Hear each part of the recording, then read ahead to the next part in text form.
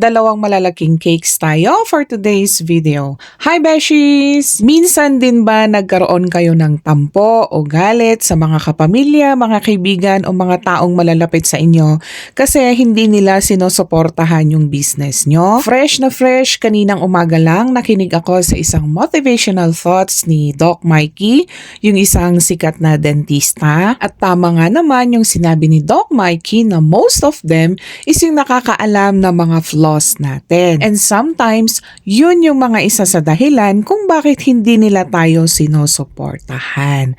Pero sabi nga ni Doc Mikey, huwag tayong magalit sa kanila, alright? Ako man personally, naramdaman ko din po yung tampo.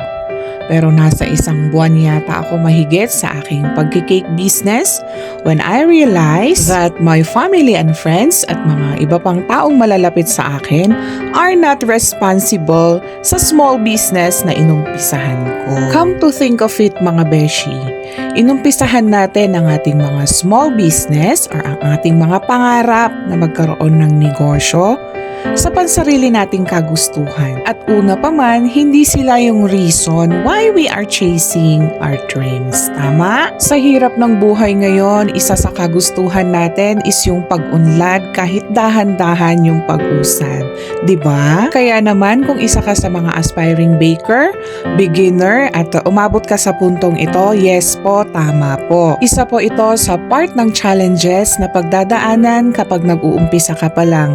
Hindi lang sa mga brands of ingredients, mga procedures. Actually, isa ito sa pinakamasakit na challenge kung didibdibin mo. In all aspects, nangyayari talaga ito hindi lang sa pagbibusiness. Again, ang mga kamag-anak, mga kaibigan at mga malalapit sa atin are not responsible sa ating inumpisahan, uumpisahan pa lang at umuusad na business. Alright? At hindi ko naman po nila lahat dahil naniniwala ako na marami pa rin tayong mga kamag-anak, mga friends na talagang solid yung suporta sa atin. Just like me, thank you so much to my families, to my friends, friends of friends, friends of families, at name it, lahat ng mga tumatangkilik sa aming mga products.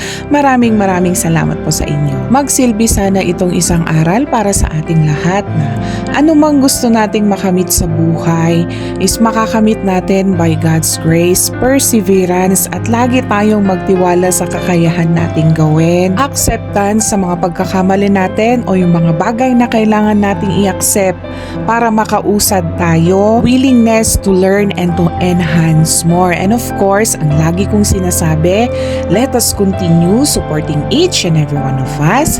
God bless us all and stay positive!